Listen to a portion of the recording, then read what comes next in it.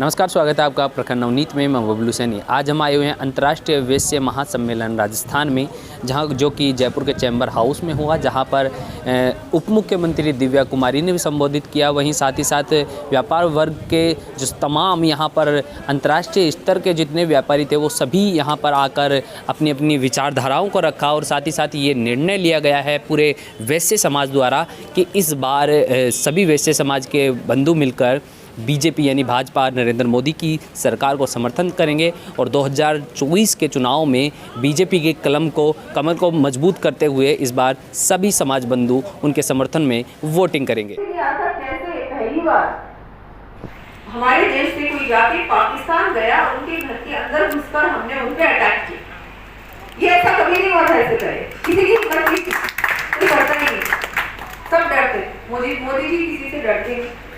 मोदी जी जो कहते हैं वो कर दिखा। और हमने देखा 2008 में कैसे बॉम्ब ब्लास्ट हुए पूरे जयपुर में।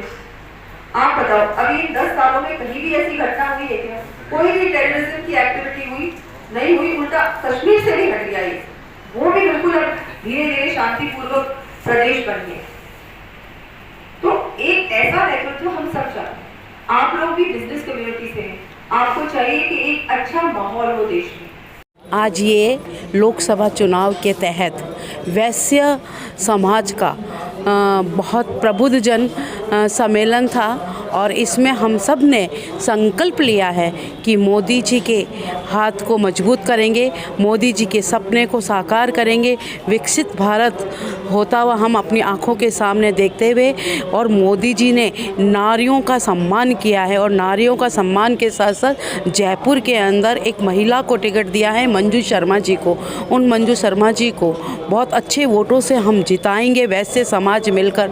और पूरा विश्वास है कि वैश्य समाज का 100% वोट 19 तारीख को मतों की पेटियों के अंदर जाएगा और मंजू शर्मा जी बहुत अच्छे वोटों से जीतेगी। चारू गुप्ता, प्रदेश महामंत्री अंतर्राष्ट्रीय वैश्य महासम्मेलन। आज चैम्बर ऑफ कॉमर्स के भवन में अंतर्राष्ट्रीय वैश्य महासम्मेलन द्वारा वैश्य समाज का एक समागम हुआ है। प्रबुद्ध जनों का एक विचार विमर्श गोष्ठी आयोजित की गई, जिसमें सर्वसम्मति से निर्णय लिया गया कि मोदी सरकार जो कि भारत को एक विकसित रूप देने जा रही है और जो कि सनातन धर्म की परंपरा का पालन करती आ रही है, ऐसी मोदी सरकार को हम लोग 400 पार वोटों से जिताएंगे।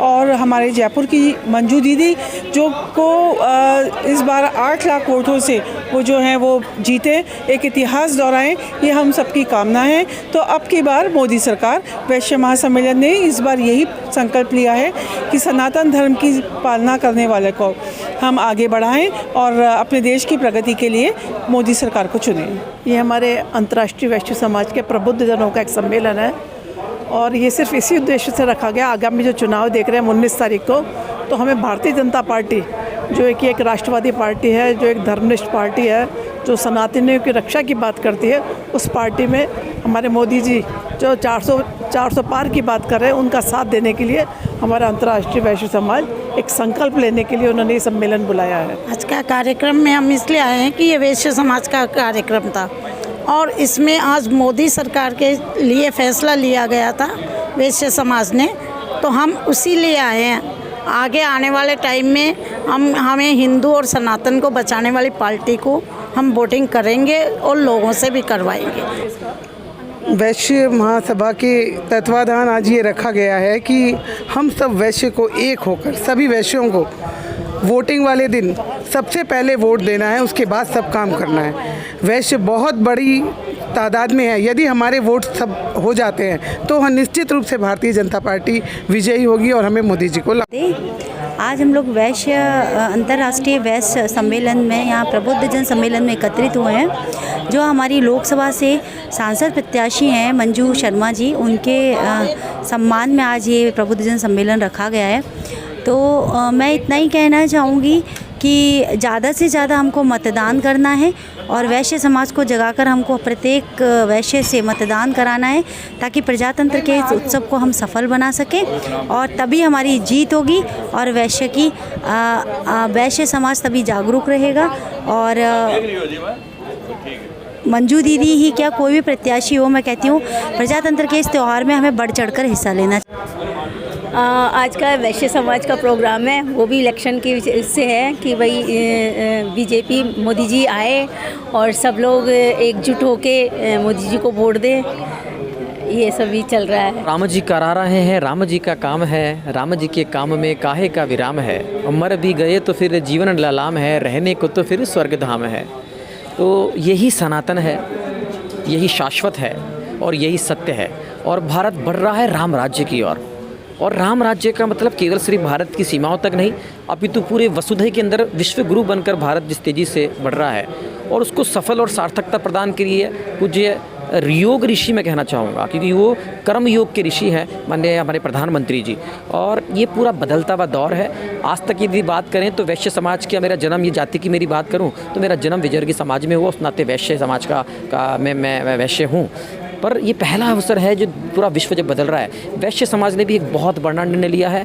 माननीय राष्ट्रीय अध्यक्ष जी अशोक जी गुप्ता साहब और हमारे प्रदेश के जितने भी यहाँ के पदाधिकारी हैं, वो सब ने मिलकर एक राष्ट्रीय कार्यकारिणी की मीटिंग में जो निर्णय लिया, आज यहाँ के जयपुर के कार्यक्रम में इसको और विस्तार से सबके विचारों को जानते हुए इसको आगे बढ़ाया है। और उसमें यही बात निकल के आई है कि ये चुनाव किसी राजनीति का चुनाव नहीं, ये किसी राजनीतिक चश्मे से ना देखा जाए, ये सनातन का चुनाव है, ये राष्ट्र धर्म का चुनाव है, ये विश्व शांति का चुनाव है, ये वसुधैव कुटुंबकम का चुनाव है और ये घर घर योग का चुनाव है। तो क्योंकि मैं योगाचार्य की भूमिका के अंदर हूँ, तो जो माननीय प्रधानमंत्री जी ने भारत के सनातन के योग को विश्वव्यापी पटल के ऊपर मान्यता दिलाई, अंतर्राष्ट्रीय योग दिवस उनके कारण आज पूरे विश्व में मनाया जा रहा है। तो उस नाते से घर घर योग पहुँचे, घर घर सनातन पहुँचे। और इसी के लिए हम सबको इस बार, आप पहले किसी भी पार्टी का इलेक्शन देकर करते आए हो, आने वाले 5 साल भी आपको तय करना है क्या है। लेकिन मैं आपको एक बात कहना चाहूँगा, मुझे पता है कि मेरे सराउंडिंग सारे लोग ज़्यादातर 99% इस राष्ट्रवाद के ऊपर, सनातन के ऊपर आदरणीय मोदी जी के जितने भी कैंडिडेट पूरे देश में उनको वोट देने वाले हैं। लेकिन मेरे इस वीडियो का लक्ष्य तब सफल होगा जो 1% लोग जो कुछ और माइंडसेट बनाए हुए हैं, मैं उनसे अपील करता हूं, मैं उनसे निवेदन करता हूं, मैं व्यक्तिगत रूप से उनसे निवेदन करता हूं, यदि आपको लगता है कि मेरे जीवन में कुछ शुचिता है, आपको लगता है कि मेरे जीवन में कुछ पवित्रता है, आपको लगता है कि मैंने जीवन राष्ट्र के लिए कहीं ना कहीं जिया है, सनातन के लिए जिया है, तो ये वोट मैं अपने लिए मांगता हूँ, मैं सनातन के लिए मांगता हूँ।